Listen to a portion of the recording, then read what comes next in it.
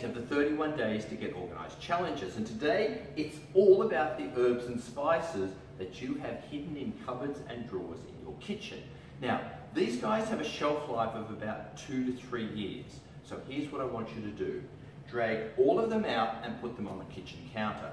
Go through them and get rid of any old items that you know you just will never use.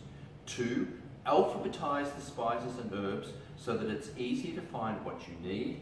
Give the drawer a good wipe out and put the ones you want to keep back in the drawer, being careful to recycle appropriately the containers. Herbs and spices, day 8, get to it.